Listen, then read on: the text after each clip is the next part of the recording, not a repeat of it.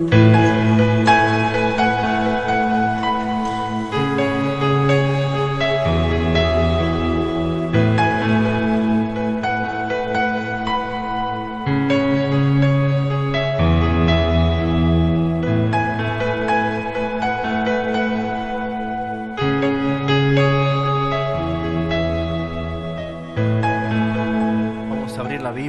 1 Corintios capítulo 1, estamos hablando de la santificación y es muy importante recordar y repasar siempre concepto que no consiste tan solo en saberlo, sino en vivirlo. O sea que debemos aprender hasta que lo vivamos. Esa es la idea. Y saben, hermanos, de todos los enseñanzas o títulos que uno puede tener de las enseñanzas para aprender, una de las más difíciles es la santificación o la vida en santidad, porque yo puedo tener el conocimiento muy amplio de todas las doctrinas bíblicas, pero el aspecto de la santificación no es otra cosa más que aplicar lo aprendido y vivir como tal. Y como dijimos que ser santo es difícil. Primero porque ser santo es una declaración judicial, legal de parte de Dios, justo al ver la obra de Cristo que satisfizo su demanda de la justicia en la cruz del Calvario, y todos los que por la fe llegaron a creer que Jesucristo es el que murió en su lugar, el Padre los ha declarado santos. Pero declararnos santos no significa que inmediatamente somos santos, sino que comienza un proceso de santificación. Y comprendiendo ese proceso vamos a entender el por qué estamos nosotros en este mundo y por qué no nos fuimos inmediatamente cuando fuimos regenerados. Cuando nacimos de nuevo hubiera sido conveniente irnos. Pero lo que aprendemos en el proceso de la santificación justamente es a menguar y que Cristo crezca en mí. Es obtener victoria sobre la carne y sobre los apetitos de la carne. Y es muy importante entender que el Espíritu Santo emplea este tiempo para moldear y trabajar en nosotros, moldeando la figura, la imagen de Cristo, el carácter de Cristo en nosotros. Entonces no es fácil la santificación, pero es un tema que necesitamos conocerlo todo. Y dice 1 Corintios capítulo 1, versículo 10, algo que nos tiene que ayudar a todos. 1 Corintios 1:10 dice: os ruego, pues, hermanos, por el nombre de nuestro Señor Jesucristo, ¿qué cosa? Que habléis todos una misma cosa, y que no haya entre vosotros divisiones, sino que estéis perfectamente, diga conmigo, perfectamente. ¿Perfectamente qué? Unidos. ¿En qué cosa? En una misma mente y en un mismo parecer. Por lo tanto, esto nos está diciendo el apóstol Pablo, que el carácter de la iglesia de Cristo se evidencia o se manifiesta como que todos tenemos una misma doctrina, un mismo pensamiento, hablamos de una misma cosa. Y qué difícil es esta práctica en un mundo de hoy donde todo es relativo, donde cada uno saca su propia conclusión y su conjetura y se encolumna detrás de lo que su propia razón les ordena o le dicta que tiene que identificarse con tal o cual movimiento, persona o credo. Si todos creemos que la Biblia es la palabra de Dios, si todos tenemos la convicción que las Escrituras es lo único que nos ayuda a nosotros a corregirnos y convencernos, entonces debemos conocer la palabra de Dios para tener una perfecta unidad en nuestra forma de pensar, en nuestra mente, y por lo tanto hablamos lo mismo.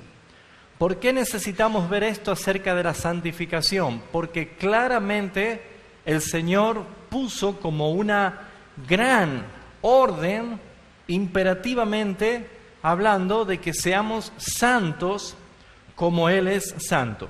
Entonces necesitamos nosotros comprender qué es la santificación. ¿Se acuerdan de dónde venía la palabra santo? ¿Qué significa la palabra santo? A ver, ¿quién se anima a levantar la mano y decir una definición? Cortado, apartado ¿de qué? Respuesta incompleta todavía. Apartado del pecado, pero consagrado a Dios. Eso es una persona que ha sido declarada santa, santificada. Ahora, ¿quién se santifica? ¿Me santifico yo mismo? ¿Puedo santificarme yo mismo? ¿Quién es el que santifica? Dios es el que santifica. El único que puede santificar es Dios. ¿Por medio de quién? ¿A través de quién? ¿Quién hace la obra de santificación en mí? El Espíritu Santo de Dios. Muy bien. Por lo tanto, vemos nosotros que una persona que ha nacido de nuevo es la evidencia de que es un hijo de Dios, porque según Romanos 6:22, ¿se acuerda? Dice, ya habéis sido librados del pecado y hechos siervos de Dios, cuyo fruto es la santificación y el fin, la vida eterna. Entonces, yo puedo decir soy hijo de Dios, yo puedo decir soy una persona que ha nacido de nuevo, pero ¿qué es lo único que evidencia que yo soy una persona que ha nacido de nuevo? El fruto. ¿Y cuál es el fruto?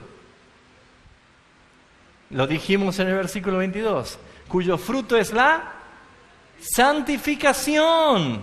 Santificación. ¿Y qué es la santificación? La purificación. Es la autopurificación. Porque cuando Dios hace la obra, la hace a través del Espíritu Santo, pero no la hace violentando nuestra decisión. No lo hace como si fuera yo una marioneta o un títere, sino que la Biblia dice que el Espíritu Santo es el que produce en nosotros el querer como el hacer por su buena voluntad. Entonces, cada vez que yo estoy teniendo victoria sobre el pecado, sobre los apetitos de la carne, cada vez que yo voy teniendo cada vez más victoria y crecimiento espiritual, no es una obra mía, no es un ejercicio mío, ni una decisión mía, sino que el Espíritu Santo motivó en mi razón y en mi forma de ser, en mi alma, la necesidad para poder actuar en favor de su voluntad. ¿Se entiende esto? ¿Sí o no? ¿Se entendió? No somos robots, somos conscientes. Por eso es que una persona que ha nacido de nuevo, el fruto de su vida, la evidencia de su vida, es la santificación. Como dice el apóstol Juan en su primera carta, esta es la esperanza que tenemos todos. Por lo tanto, mientras esperamos que Cristo venga, se santifica a sí mismo. Todos nos santificamos, buscamos justamente la purificación. Entonces, la idea del mensaje de hoy, la enseñanza de hoy, el mensaje del domingo y lo que vamos a seguir escuchando es poder cambiar una cosmovisión que tenemos de la vida cristiana o la vida en la iglesia y empezar a poner nuestra fe y nuestra práctica en unidad en lo que dice la Escritura. ¿Sabe qué es lo que más daño le hace a la iglesia de Cristo en este siglo XXI? La autonomía y la independencia de sus cristianos. Porque no quieren sujetarse a una ley de disciplina, de amor de nuestro Dios. No quieren sujetarse y someterse a la responsabilidad de que nos pertenecemos a un mismo cuerpo. Y saben, hermanos, yo escuché a muchos hermanos decir, yo al único que le hago caso es a Dios. Y déjeme decirle que Dios no te llevó directamente a su presencia, sino que Él te introdujo a su cuerpo. Y en su cuerpo hay una cabeza que es Cristo, pero a la vez hay muchos miembros que integran su cuerpo. Y la palabra de Dios nos enseña que somos miembros del cuerpo de Cristo y a la vez somos miembros los unos de los otros. Nos necesitamos y los ministramos. Por eso es que No existen bíblicamente la posibilidad de que alguien diga que es salvo y no quiere congregarse, porque sería miembro en un banco de órganos y no miembro activo en la iglesia de Cristo. Necesita entender que toda persona que es salva da como evidencia la santificación, comprometidos con el cuerpo de Cristo. ¿Se entiende lo que acabo de decir? Entonces, algunas presuposiciones en cuanto a la santificación, la Escritura la muestra con mucha claridad. La santificación es un aspecto claro de la redención. ¿Quiénes pueden ser santificados? ¿Todo el mundo? No. ¿Quiénes son los que pueden ser santificados? Únicamente ¿quiénes? Los hijos de Dios, los que han nacido de nuevo. Acuérdense de la oración de Jesús en Juan 17. Él decía, yo no ruego por el mundo, sino ruego por los que del mundo me diste. Y hablando de ellos, Jesús dice al Padre, santifícalos en tu verdad, tu palabra es verdad. Por lo tanto, no puede nadie santificarse si no lo hace Dios. Dios es el que santifica.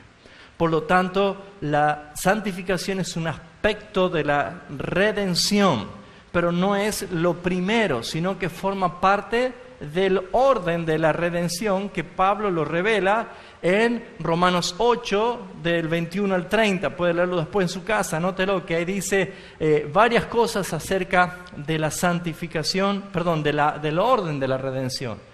Por ejemplo, usted habrá escuchado lo que dice el versículo 29, y a los que antes conoció, a estos también los llamó, los predestinó, y a los que predestinó, a estos también los llamó, y a los que llamó, a estos también justificó. Entonces, hay un orden en todas las cosas.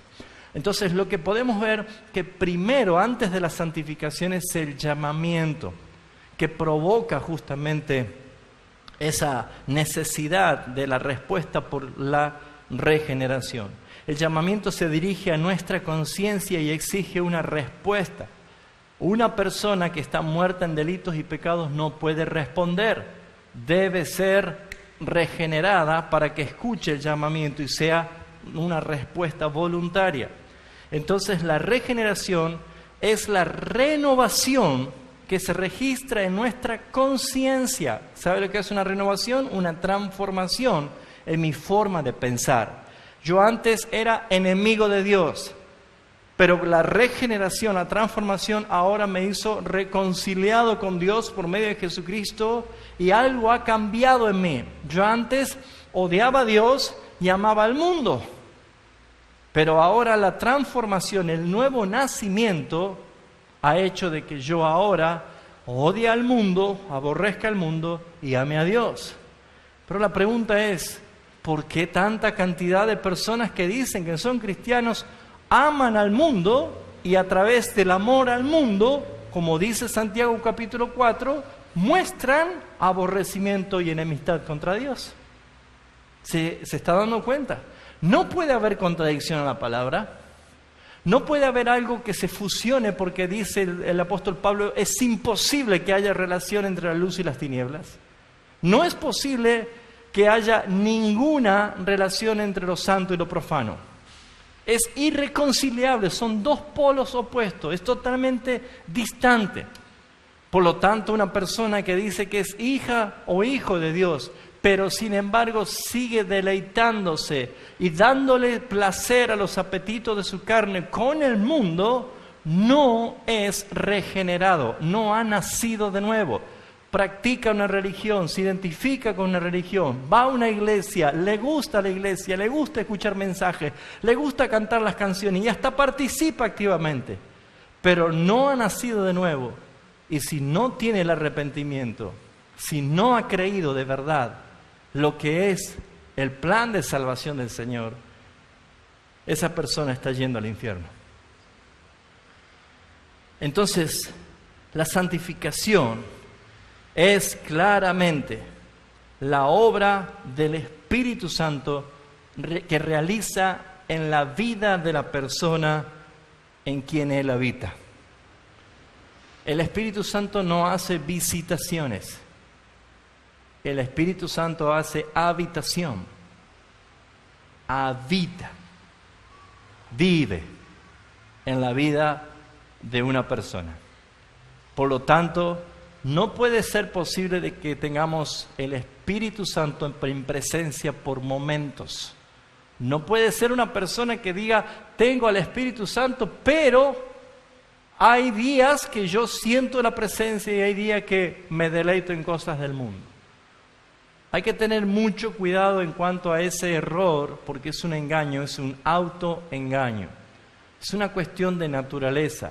Una persona va a amar a Dios y a odiar el pecado porque la regeneración significa ha nacido de nuevo. Ha nacido de nuevo. Nosotros hemos nacido biológicamente, pero Cristo vino para que nazcamos espiritualmente. Somos una persona que nacemos 2 veces. 2 veces. Y saben, hemos nacido para nacer. ¿Sí o no? Hemos nacido para nacer. Y esa es la verdad de la Biblia, aunque muchos no la entienden. Pero saben, el apóstol Pablo dice en Romanos capítulo 6 algo muy importante a tener en cuenta. El capítulo 6 habla de que no es posible que alguien que diga que ha nacido de nuevo siga estando bajo esclavitud del pecado. Porque ¿qué es lo que pasó? Dice el versículo, vamos a leer el 6. Sabiendo esto, que nuestro viejo hombre fue crucificado juntamente con él, para que el cuerpo del pecado sea ¿qué? Destruido. ¿Cuál es el fin?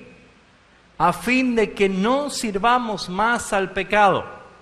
¿Para qué Cristo murió en la cruz? ¿Y por qué nosotros hemos muerto en él? Para que cuando murió Cristo, nuestro cuerpo de pecado muera en él también. Y dice la palabra del Señor, porque el que ha muerto ha sido justificado del pecado.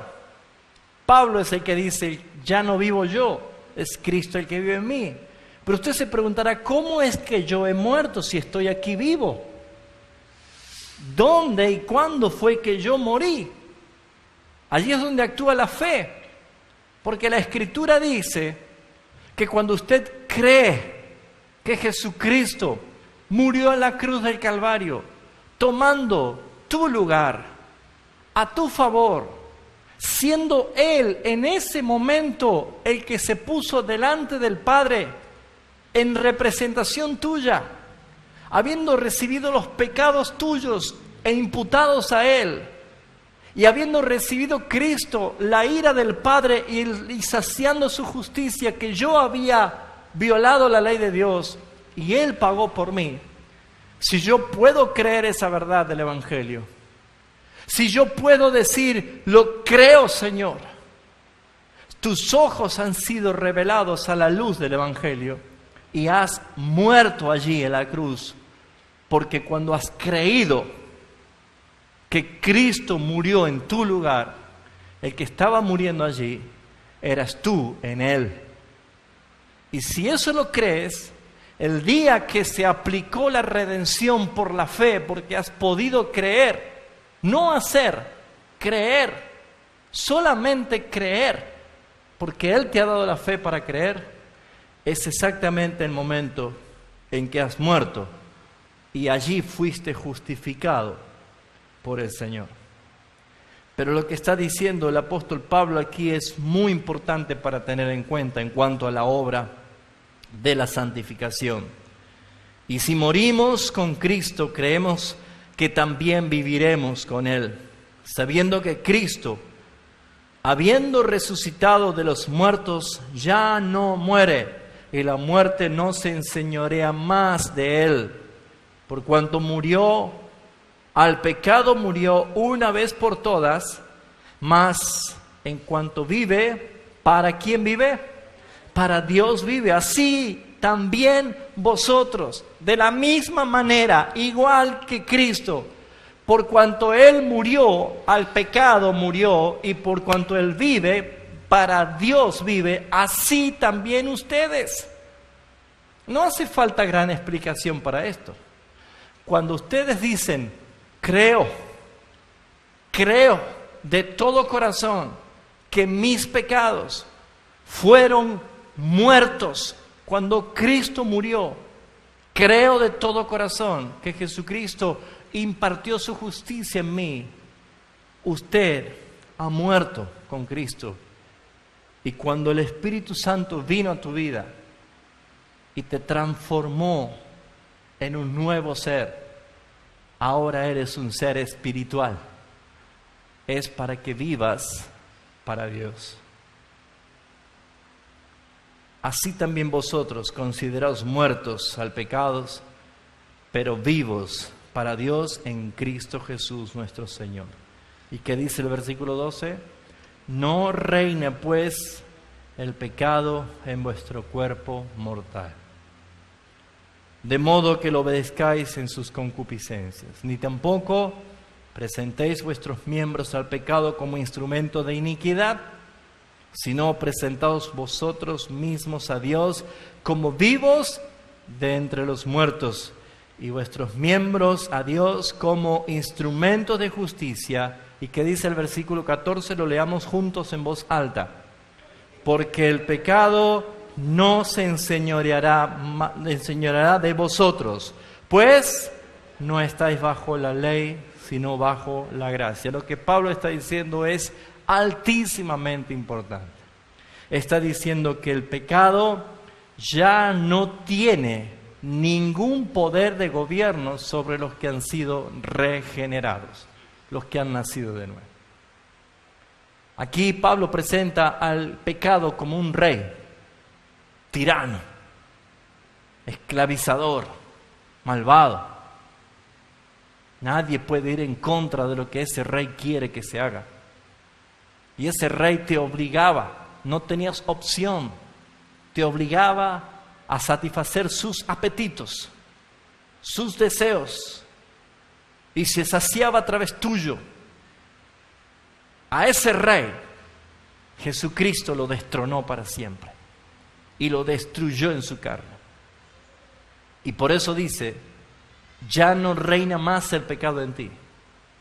Pero no está diciendo que estamos libres del pecado, porque hasta que Cristo venga, todavía batallamos con esta dura y difícil realidad. Entonces el Espíritu Santo es el agente controlador y director de cualquier persona que ha nacido de nuevo. Muchos creen que sentir al Espíritu Santo es sentir experiencias ultras sensoriales o experiencias paranormales o sentir experiencias que llenan la emoción. Y es muy fácil engañarse y decir, yo siento el Espíritu Santo porque me hace sentir esto. La mejor evidencia de saber si usted en verdad está siendo una pieza trabajada por el Espíritu Santo de Dios en su vida es primeramente si usted reconoce al pecado con la cara que tiene el pecado en su vida. Segundo, si usted puede batallar en contra del pecado y vencerlo, es por obra del Espíritu Santo. Tercero, si usted en verdad puede en Cristo Jesús tener victoria sobre el pecado y la carne. Muchas personas dicen que están llenas del Espíritu Santo, pero no pueden dejar de pecar. ¿Cuál es el objetivo de la santificación, mis hermanos? ¿Por qué Dios nos manda a santificarnos? ¿Por qué debemos santificarnos? ¿Nunca se preguntó para qué Dios nos ordena que seamos santos? Ser santo, lo dijimos, es ser apartados del pecado y consagrados para Dios. Pero, ¿cuál es el objeto de la santificación? Esta liberación del poder del pecado logra nuestra total unión con Cristo. Y de la contaminación del pecado nos separa para siempre por la regeneración, pero esto no elimina todo pecado del corazón y de la vida del creyente. Pero sí, ¿cuántos de los que están aquí reconocen que hay pecados que ya no son frecuentes en su vida? ¿Cuántos reconocen?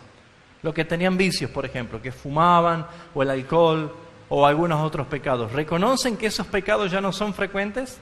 ¿Sí o no? ¿O se hicieron más fuertes esos pecados cuando usted...? No.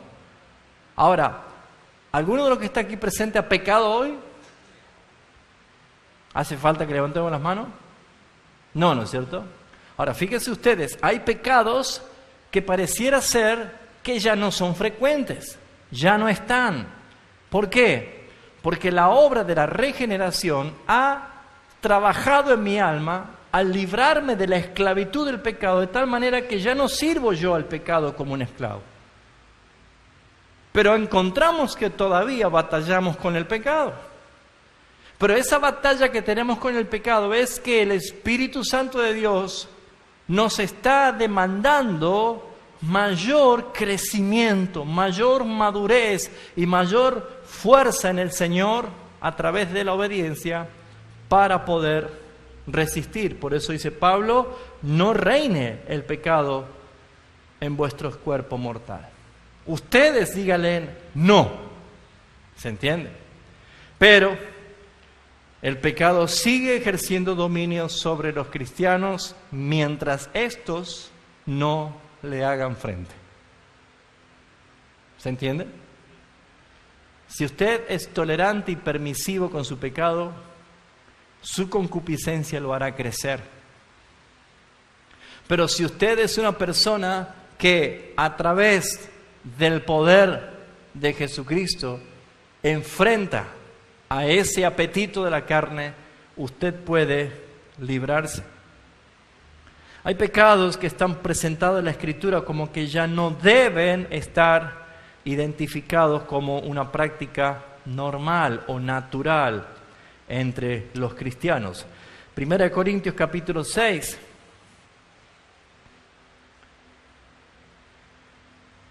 Dice el versículo 9 en adelante.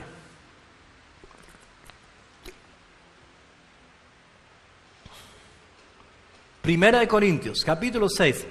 Estos son la lista de pecados en la cual dice, estos ya no lo hacen. Y si alguno lo sigue practicando, es cuestión de que vaya al capítulo 13, versículo 5 del 2 de Corintios, que dice, póngase a prueba si usted realmente es un hijo de Dios o no. Pero dice el versículo 9, ¿no sabéis que los injustos no heredarán el reino de Dios? Usted evalúese, ¿soy injusto aún? No erréis, ni los fornicarios. ¿Usted fornica? ¿Está teniendo fornicación? ¿Relaciones sexuales prematrimoniales ilícitamente? ¿Prohibidas por Dios? La fornicación no es tan solo el acto sexual, sino también la palabra fornicación. Viene la palabra griega porneia, que habla de la pornografía.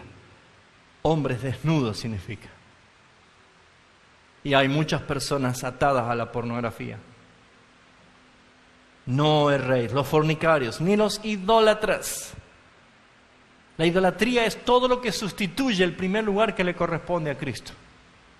Todo lo que usted tenga en primer lugar que no sea Cristo. Si usted pone excusas para no asistir a una iglesia, para no tener relación con el Señor en intimidad, en oración, en devoción, si usted pone excusas por cualquier otra cosa, usted es un idólatra. Eso dice la palabra.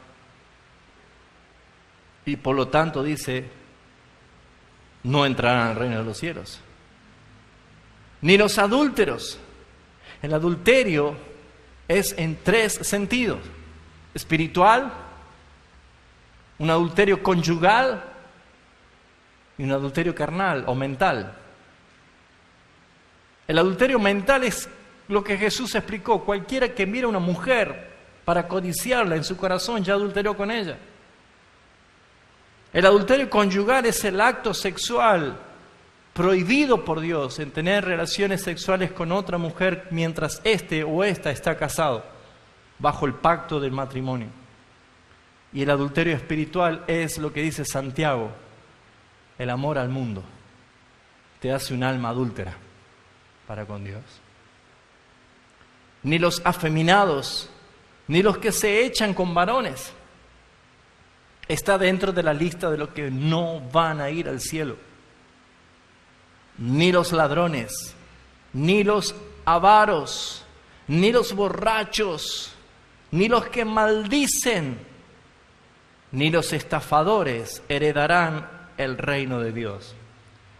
Esta lista que pone el apóstol Pablo, entre muchas otras listas más que él pone en Gálatas y en Colosenses, está descalificando bajo cualquier aspecto la obra o el fruto de una persona que dice ser cristiana, pero sus hechos lo niegan.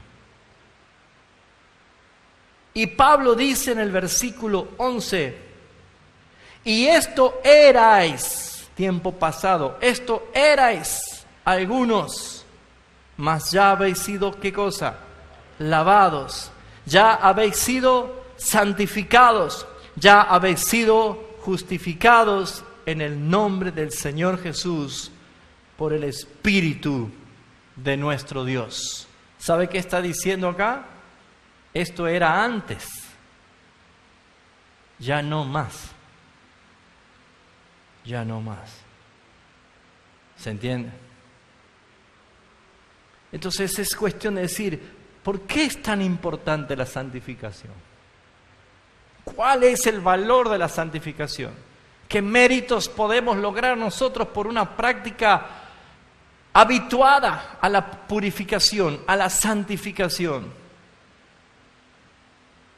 El creyente aún no se ha amoldado a la perfección de la imagen de Cristo, a tal grado que ahora ya es santo, inocente y sin contaminación y separado de los pecadores. Todavía no lo somos. Por eso dice Juan, cuando Él venga se manifestará lo que seremos. Aún no. Pero mientras tanto le damos rienda al pecado, no, eso dice Pablo. ¿Continuaremos en el pecado para que la gracia abunde? En ninguna manera. La palabra nos está enseñando que la santificación tiene precisamente el objetivo y tiene como su meta la eliminación de todo pecado. ¿Sabe por qué el Espíritu Santo habita en una persona que ha nacido de nuevo? Porque tiene como único objetivo eliminar totalmente todos tus pecados. Va eliminando. Esto eran antes, ya no más. ¿Por qué? Porque el Espíritu Santo ha tomado ya victoria sobre esa área de su vida. ¿Por qué el Espíritu Santo está en usted? Porque tiene como único objetivo que si usted era un chismoso, una chismosa, ya no lo sea. Si usted era promiscuo en su sexualidad, ya no lo sea. ¿Se entiende? Si usted era una persona que no podía tener sus pensamientos sujetos a la obediencia de Cristo, sino que sus pensamientos iban más allá, ya no lo sea. Porque la obra del Espíritu Santo es específicamente eliminar todo pecado y lograr en usted la completa y perfecta formación de la imagen de Cristo en usted. Gracias por ese entusiasmo, hermano. ¿Cuántos no quieren esto? ¿Cuántos quieren esto? ¿Usted se entiende cuán importante es la obra del Espíritu Santo en usted? ¿Entiende qué es lo que el Espíritu Santo en verdad busca hacer en usted? Sacando un poquito todas esas cosas que nosotros mismos nos inventamos de qué es el Espíritu Santo. Ya dijimos que no es una paloma, ¿no es cierto? Que muchos lo tienen en cuadrito pegado allí. El Espíritu Santo no es emociones, no son experiencias de vivir una sensación que antes no la sentía. El Espíritu Santo tiene como único fin y objetivo el eliminar absoluta y totalmente todos sus pecados en usted y elaborar la perfecta y culminar con la perfecta imagen de Cristo en usted. Hasta que Cristo no sea formado en usted, Él no va a detenerse. Porque el que comenzó la buena obra, la perfeccionará hasta el final. Así que usted se va a dar cuenta, comparando la tarea de un escultor. Un escultor tiene un pedazo de mármol, o una roca, una piedra, y un martillo y un cincel. En ese pedazo de piedra él tiene aquí la figura que quiere tallar. ¿Sí o no? Él lo tiene en su mente. Él lo ve con su imaginación, lo que él quiere tallar. Por lo tanto, cuando él pone el martillo y el cincel, tiene como único objetivo eliminar y deshacerse de todo lo que no es la imagen que él tiene acá. ¿Sí o no? ¡Pah! Y no le lamenta ese pedazo de mármol que cayó, porque para él es inservible, para él es basura. Pero ¿qué pasa con nosotros cuando él empieza a golpear en tu alma, moldeando la figura de Cristo en ti? Nosotros le lloramos a los pedazos de basura que Él elimina de nosotros. No nos gusta cuando el Señor da un golpe y te arranca los familiares, da otro golpe y te arranca las amistades, da otro golpe y te arranca tus ídolos, da otro golpe y arranca tremendamente al peor de los enemigos, tu ego, tu yo, y empieza a formar cada día más la imagen de Cristo. Por eso el Espíritu Santo actúa en tu corazón, trayendo específicamente lo que dice la palabra de Dios en Filipenses capítulo 3, versículo 21. ¿Qué dice la palabra allí? Filipenses capítulo 3, versículo 21. ¿Cuál es la obra del Espíritu Santo? El cual transformará el cuerpo de nuestra humillación para que sea semejante al cuerpo de la gloria suya, por el poder por el cual también puede sujetar a sí mismo todas las cosas. La perfecta transformación que se va a culminar el día que Cristo venga por su iglesia. Esa gran transformación es la que dice 1 Corintios capítulo 15, versículo 54. ¿Cómo va a ser la culminación, la transformación? 1 Corintios 15, 54 dice: y cuando esto corruptible se haya vestido de incorrupción, y esto mortal se haya vestido de inmortalidad, entonces se cumplirá la palabra que está escrita: sorbida es la muerte en victoria. Esto va a ser cuando Cristo venga por segunda vez. Mientras tanto, la obra del Espíritu Santo trabajando en nuestras vidas para la santificación es permanente y diaria. Así que es imposible que una persona que dice que es hijo de Dios, que ha nacido de nuevo, evidencie frutos, todo lo contrario. Cada vez más pecador que antes, cada vez más sucio que antes. No os engañe, hermanos míos. La obra que hace Dios la revela el día. Se la podrá ver. La veremos todos. Porque es como la luz de la aurora. cuando el sol empieza a amanecer y empieza a levantarse, es imposible no verlo hasta que el día es perfecto. Esa es la palabra. Ahora, debemos tener en cuenta algunos aspectos importantes de la santificación. ¿Por qué? ¿Por qué necesitamos ser santificados? ¿Por qué necesitamos cambiar? ¿Por qué necesitamos todos los días purificarnos a través de la obra del Espíritu Santo en nosotros? Número 1, todo pecado en el creyente contradice la santidad de Dios. Contradice la santidad de Dios. ¿Qué quiere decir? ¿Cuántos reconocen que tienen pecado? La Biblia dice que el que dice que no tiene pecado no conoce a Dios y le hace mentiroso a Dios. Todos tenemos pecado. Pero ¿cuántos reconocen sus pecados? ¿Lo tenemos pecados? Claro que sí. Ahora, ¿es menos el pecado de usted que el pecado del incrédulo, del pecador, del impío? ¿Es menos? ¿Es más suave su pecado? ¿O es una ofensa a Dios igual que la del otro? ¿Es igual, sí o no? Mire que decir que tenemos que tener el mismo pensamiento y hablar lo mismo. ¿Qué opina? ¿Es igual o no? Si yo miento, ¿es igual la intensidad del pecado que el pecador que está allá afuera y que ha mentido? ¿Sí o no? Sí, mis hermanos. El pecado es aborrecible ante los ojos de Dios. Sí es pecado, pero nosotros tenemos un abogado que aboga delante del Padre por nosotros. Si pecamos, abogados tenemos para con el Padre. Esa es la única y gran diferencia. Pero que no nos da a nosotros rienda suelta, entonces puedo pecar todo lo que quiera, porque ese es el pensamiento del que no ha sido regenerado.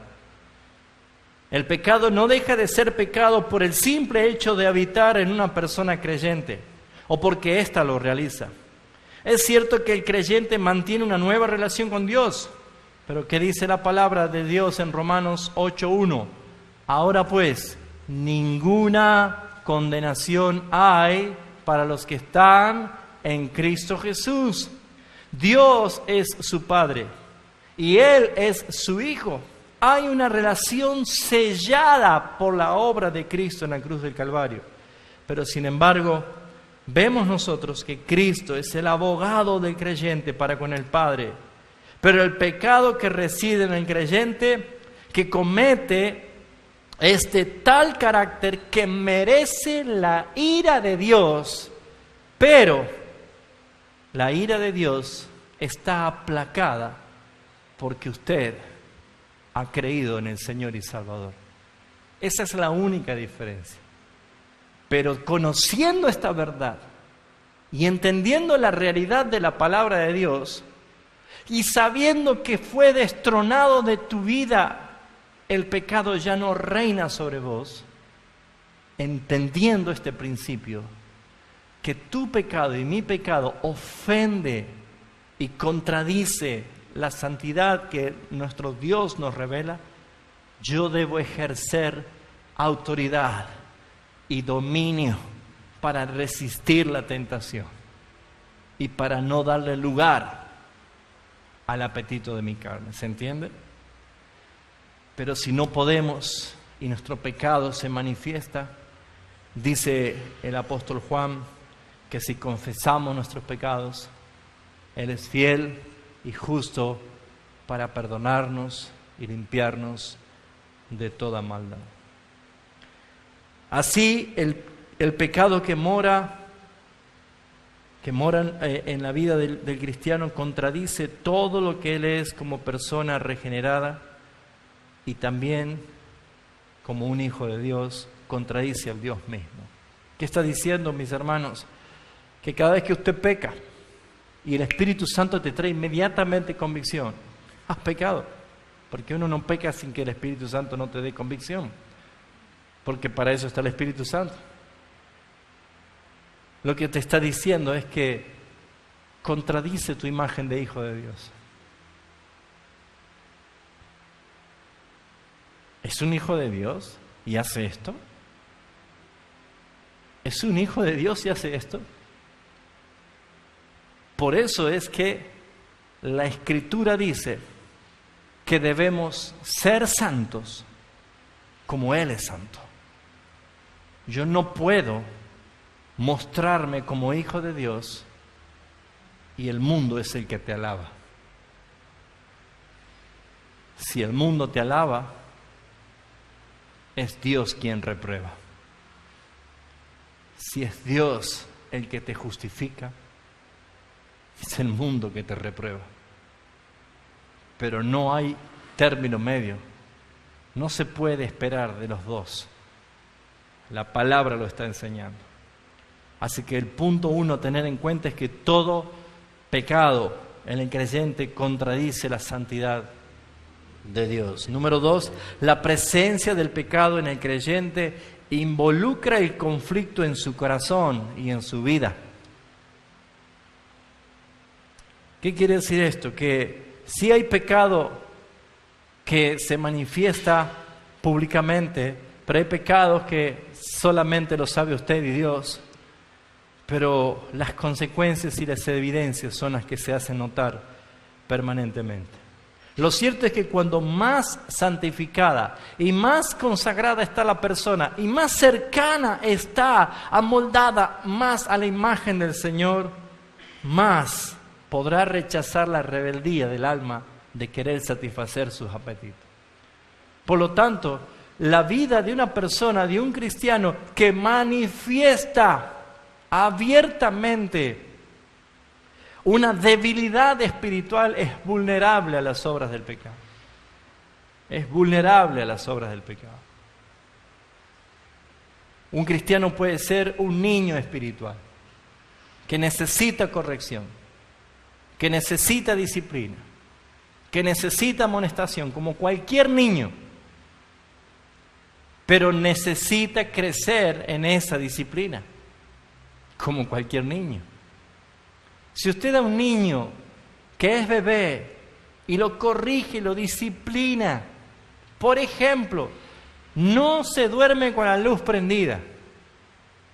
Eso es un gran secreto que los padres tienen que aprender, porque creen que los niños, porque son bebés, no entienden.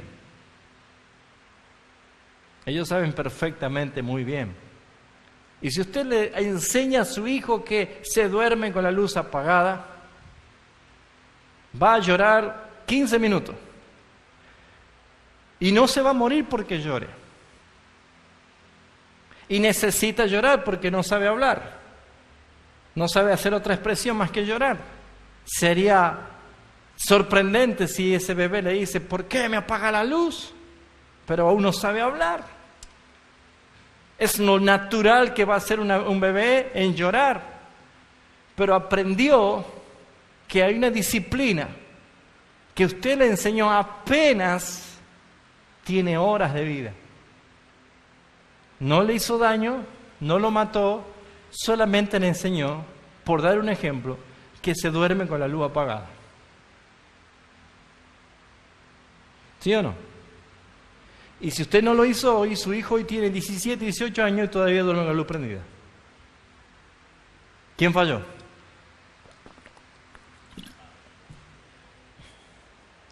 La disciplina y la corrección es la expresión más grande de amor.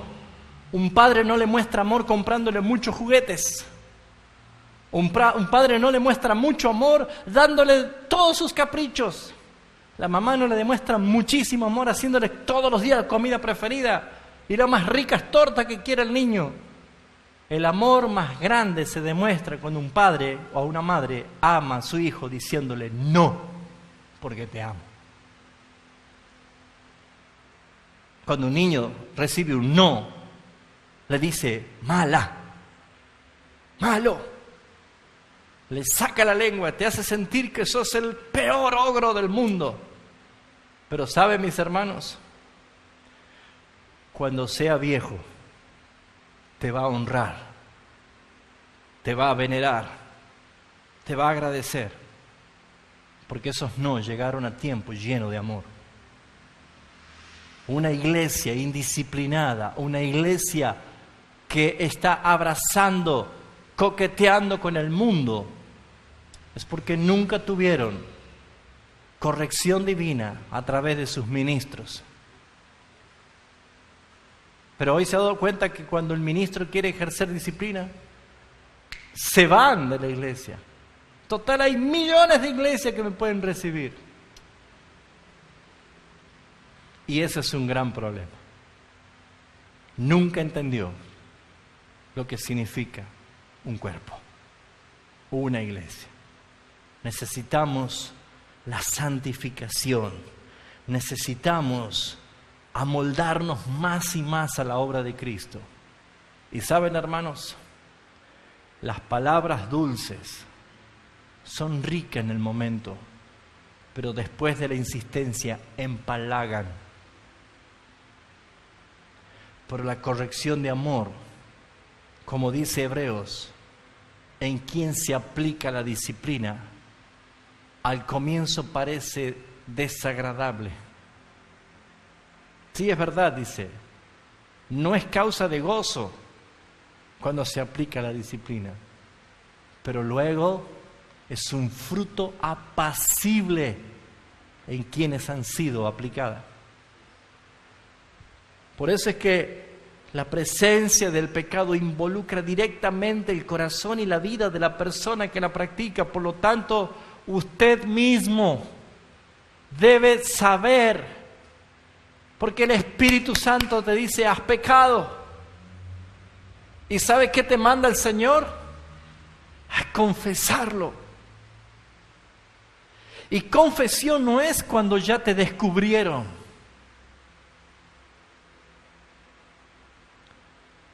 Si alguien roba un banco y arrepentido dice, ¿cómo hice esto? Va y dice al policía, mire, le confieso, robé el banco, aquí está todo, me pongo a disposición de la justicia. ¿Conocen ladrones que hacen así? ¿Cuándo se arrepienten? Cuando ya están así, marchen presos, ¿no? Cuando ya lo descubrieron, cuando lo persiguieron, cuando lo atrincheraron, cuando lo buscaron. ¿Saben por qué? Porque eso no es un arrepentimiento. Un arrepentimiento de un hijo de Dios, y escuche, ¿cuántos quieren que Cristo sea formado en usted? ¿Seguro? La obra del Espíritu Santo le hace saber inmediatamente, como cuando una basurita le entra en el ojo, y usted dice, no sé qué me habrá pasado. No, usted sabe perfectamente cuando una basurita le entró en el ojo, todo su cuerpo se pone mal. El Espíritu Santo te discierne en el momento cuando algo no es agradable a los ojos del Padre. ¿Y sabe qué es lo que está provocando? Que usted mismo se arrepienta. Y arrepentirse significa, hermanos, quiero que ustedes me ayuden, porque quiero confesar delante del Señor que he pecado con esto. No eres descubierto. Tú mismo has descubierto la iniquidad y el perdón se aplica eficazmente. ¿Se entiende lo que estoy diciendo? Pero a veces los pastores tenemos que andar con el detector de pecado.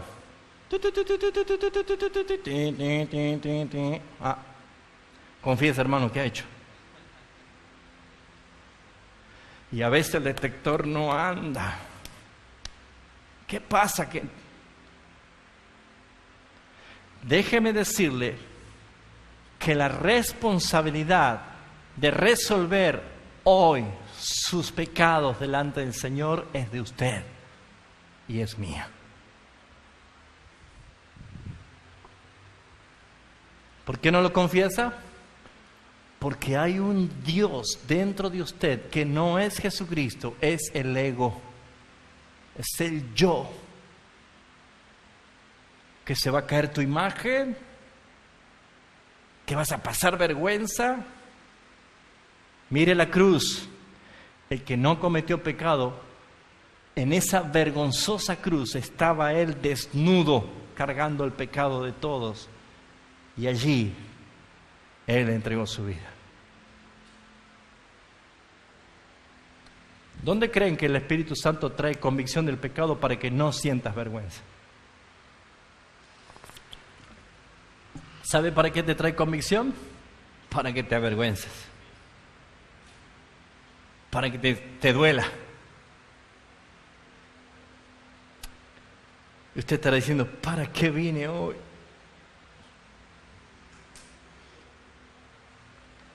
¿Cuánto aceptan la corrección? Amén. Le voy a pedir que ustedes estén orando porque el mensaje del domingo no me es nada fácil para mí, pero necesito predicar con todo el amor de mi vida la verdad más dura que existe en la palabra. Así que pido que ustedes oren por mí el domingo. Tercer punto, y casi ya al final de la enseñanza. Me queda un poco. Debe haber una constante y creciente distensión en que, aunque el pecado permanece, por ello no debe ejercer dominio. ¿Qué quiere decir? Cada día en la vida de un cristiano, aunque está el pecado todavía, debe haber una creciente manera de vivir de dominio de Jesucristo sobre el pecado. No que el pecado sigue dominando en usted. Pablo dice, cuando era niño, hablaba como niño, pensaba como niño, actuaba como niño. Pero cuando ya fui hecho mayor, dejé todo lo que era de niño. En eso consiste la madurez espiritual. Dejar las niñerías de la carne, los caprichos de la carne. Dejarlo.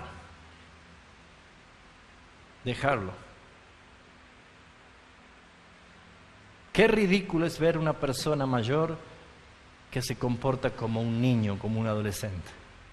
¿Sí o no? Es ridículo. Pero una persona espiritualmente debe mostrar una diferencia. Porque las diferencias se ven, ¿sabían? Existe una diferencia radical entre el pecado que aún sobrevive que el pecado que aún reina. ¿En usted el pecado sobrevive o todavía reina en usted el pecado? Entre el regenerado que lucha contra el pecado y el no regenerado que lo tolera. Hay una gran diferencia. Hay personas que toleran su pecado. ¿Y saben cuál es la forma de tolerar el pecado? Comparándose con otro. Bueno, está bien, yo soy pecador, pero mírelo aquel. Ese sí que es peor que yo. Levante su dedo y compárese con nuestro único modelo que debe compararse. No podemos nosotros negar que hay evidencia de nuestras vidas. Una cosa es que el pecado viva en nosotros y otra cosa es que nosotros vivamos en el pecado. Totalmente diferente. Y la práctica de un hijo de Dios es que va librándose del pecado, va alejándose cada vez más del pecado. Veamos Romanos capítulo 7, lo que dice el apóstol Pablo.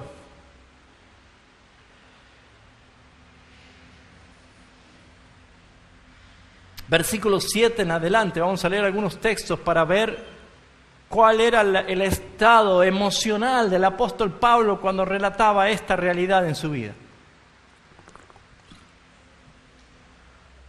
Romanos 7, versículo 7 en adelante. ¿Qué diremos pues? ¿La ley es pecado? En ninguna manera. Pero yo no conocí el pecado sino por la ley. ¿Saben cuándo va a descubrir usted más su pecaminosidad? Cuando más se vea en el espejo. Cuando usted más empiece a leer la Escritura, la luz de la palabra alumbra lo que usted es. Nadie se ve sucio con la luz apagada. ¿Sí o no? Cuando usted se quiere maquillar o peinarse y verse bonito, prendeme la luz, decimos. Porque quiere ver hasta los más mínimos detalles de que está lindo o linda para poder exhibirse. Pero cuando alguien está sucio y hay visita y gente busca la oscuridad para que nadie se dé cuenta de que está desprolijo. No podemos tomar la luz de la palabra a nuestra conveniencia. No podemos someter la Escritura que se amolde a mi vida. Mi vida debe ser amoldada a la luz de las Escrituras. Y la palabra te está diciendo que debemos examinarnos a nosotros mismos. El apóstol Juan Juan capítulo 3, Jesús decía esto: la luz vino a este mundo y los hombres amaron más las tinieblas que la luz, porque sus obras eran malas. Por eso no quisiste venir a la luz, para que nos reciban reproches. La luz revela todas las cosas. Y Pablo dice: yo no sabía que esto era pecado hasta que la luz de la palabra me mostró que era pecado. Examínese usted con la Escritura. Pero dice, por ahí tanto para leer. Bueno, aunque más no sea, agarre Romanos capítulo 12 y 13, que habla de los deberes de un cristiano. O lea los 5 capítulos de Primera de Juan, y ahí se va a dar cuenta si usted está aquí o está allá. ¿Quiere que lo diga como lo dice Juan en su primera carta? Estos son hijos de Dios y estos son hijos del diablo. Y usted examínese y póngase a prueba. Porque según dice la palabra, hoy es día de salvación. Mas el pecado, tomando ocasión por el mandamiento, produjo en mí toda codicia, porque sin la ley el pecado está muerto. Y yo sin ley vivía en un tiempo, pero venido el mandamiento, el pecado revivió y yo morí. Y hallé que el mismo mandamiento que era para vida, en mí resultó para muerte. ¿Por qué? Porque cuando usted empieza a ver, por ejemplo, los 10 mandamientos, ¿se acuerda de los 10 mandamientos? ¿Se anima a que lo digamos todos? Repasando, ¿cuál era el primero? Fuerte. No tendrás dioses ajenos delante de mí. Número 2, no te harás ninguna imagen ni semejanza de las cosas que están en los cielos, ni en la tierra, ni debajo de la tierra. Ni te postrarás, ni le adorarás, porque yo soy Jehová, Dios fuerte y celoso, que visito la maldad de los padres sobre los hijos hasta la 3ª y 4ª generación de los que aborrecen, destruyéndolo. Se olvidó la postdata, ¿no? Tercer mandamiento: no tomarás el nombre del Señor tu Dios en vano. 4, santificarás, apartarás un día, el día de reposo, para Jehová tu Dios. 5, honrarás a tu padre y a tu madre. Este es el primer mandamiento con promesa. ¿Cuál es la promesa? Larguras de años de vida y paz se te aumentarán. ¿Cuántos quieren vivir muchos años? Honre a su padre y a su madre. Ese es el 5º mandamiento. Y ahora se pone duro. El 6º. No, coincidimos todos. No, empiezan con no. No matarás. ¿Usted ha matado alguna vez a alguien? Mire, si dice, pero yo no maté nunca a nadie. Jesús dice que cualquiera que se enoja contra su hermano, Dios anota homicidio. Piense, ¿a cuánto mató? Terminamos siendo asesinos seriales, ¿no? Y yo no me reiría. ¿Se da cuenta? El que aborrece a su hermano es homicida, dice. 7º mandamiento: no adulterarás, no cometerás adulterio. 3 formas: en la mente, en la carne y en el espíritu. 3 formas de cometer adulterio. Claramente la Biblia dice que estamos en serios problemas si no creemos en un Salvador. 8, no hurtarás. ¿Sabe que el hurto es peor que el robo? No dice no robarás, dice no hurtarás. ¿Por qué el hurto es peor que el robo? Porque el robo se emplea violencia y el hurto te están sacando con una sonrisa en la cara. porque es algo que no te das cuenta. Te están hurtando. Eso que el ejemplo que doy siempre. Este patrón no me paga lo que yo me merezco, así que mire, ahora que no hay nadie, ¡tin! Clean caja, me cobro 100 pesos más porque yo me lo valgo. Hice justicia, dice encima. Eso es hurto. Cuando usted se viste para seducir y no a su esposa, cuando usted se viste para seducir y no a su esposo, está entrando usted en hurto, porque está llamando la atención de otros. Estamos duros con esto, ¿no? ¿Se dan cuenta que hay cosas en la Biblia que nos muestra como un espejo de cuál es nuestra condición? Noveno, no dirás falsos testimonios, utilizando la mentira. Falsedades dichas es mentira. ¿Mintió alguna vez? ¿Sí o no? ¿Cómo se le dice a una persona que miente? Mentiroso. ¿Y qué acabamos de leer? Los mentirosos no entrarán al reino de los cielos. ¿Y el 10º mandamiento? No codiciarás. Y saben que la codicia es severamente tremenda en la vida de la carne de la persona. Es tremendamente. La codicia siempre está. Entonces Pablo está diciendo, me di cuenta que la ley que para mí era vida, terminó siendo a mí para muerte. ¿Por qué? Porque ¿qué hizo? Me descalificó.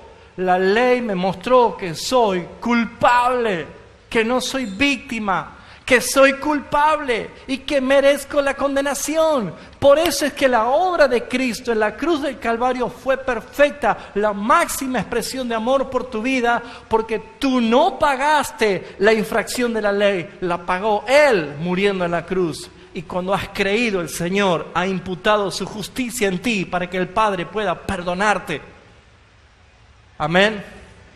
Por eso dice la Escritura que no es posible que alguien pueda vivir como hijo de Dios negando con sus hechos la eficacia de tal.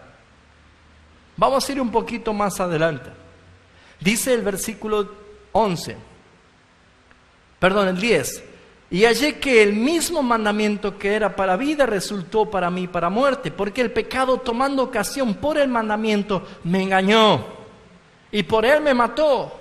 De manera que la ley a la verdad es santa, el mandamiento es santo y justo y bueno.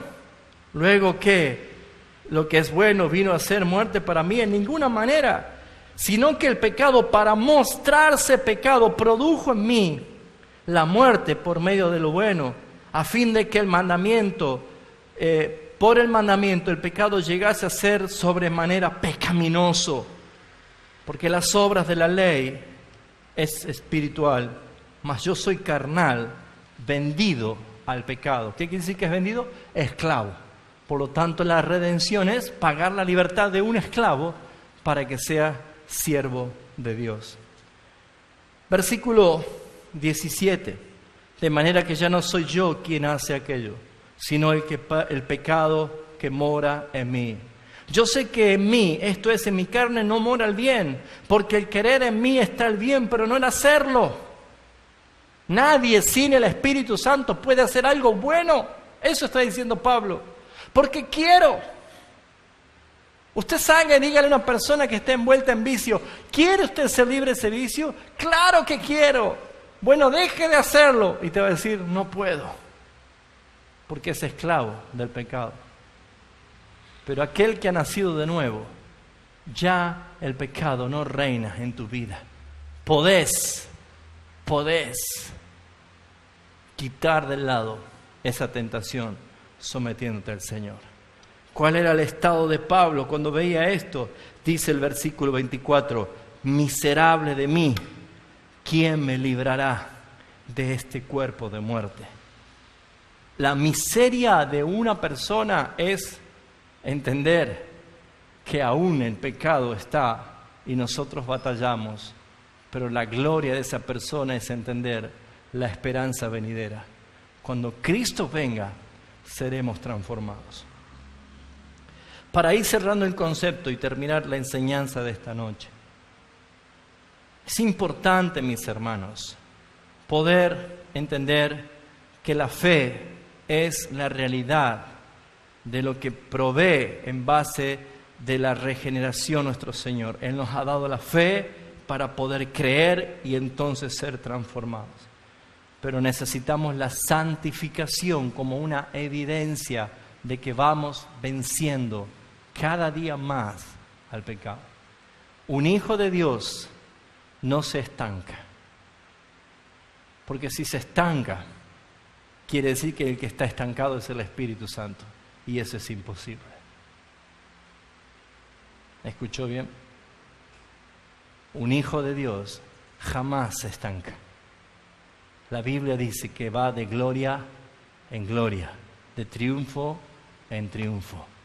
Un hijo de Dios no puede estancarse en su peregrinar, porque el Espíritu Santo jamás se estanca. Él todos los días está obrando en usted y en mí para moldear la imagen de Cristo en nosotros, porque para esto fuimos salvos. Yo voy a pedirle, hermanos, que repasen estos conceptos, pero aplíquelo, por favor. Sométase usted mismo a una evaluación, y si es posible hoy mismo, dedíquese el tiempo para evaluarse, porque saben, mis hermanos, muchas personas, y sorprendentemente ante los ojos de la misma iglesia, van a comenzar a quedar atrás. No porque pierdan la salvación, sino porque el día evidencia de que nunca lo fueron y su naturaleza está demandando con un gran hambre satisfacer sus apetitos de la carne. Nosotros debemos siempre reconocer que aunque el pecado todavía está presentándonos batallas día a día, nosotros en Cristo Jesús podemos vencer, porque dice Pablo que nosotros tenemos poderosas armas espirituales para la destrucción de fortalezas. Utilicemos la armadura de Dios, llenémonos de la palabra del Señor, vivamos la palabra para aplicarla en ella, porque, hermanos, créanme lo que les estoy diciendo, muchos querrán estar, pero no van a estar. Y aún muchos que creen que van camino a la gloria han descuidado lo que es la obra de la santificación. Debe usted purificarse a sí mismo, porque nadie sabe el día ni la hora que nuestro Señor vendrá. Y su esposa debe estar santa, sin mancha y sin arruga. Vamos a orar.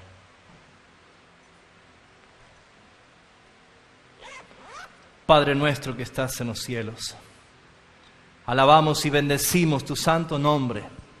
Te damos a ti toda la gloria. Te alabamos por los méritos de Jesucristo amplios y suficientes en la cruz del Calvario, como un pacto de redención consumado a la perfección, planificado antes de la fundación del mundo para salvar a un pueblo escogido por el Padre.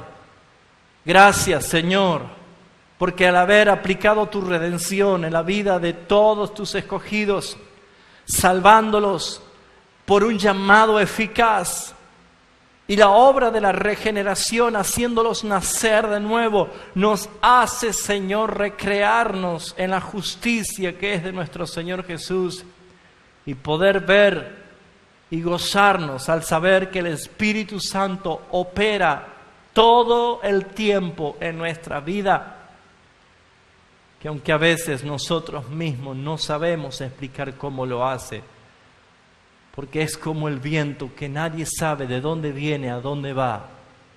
Así es la obra del Espíritu en nuestras vidas.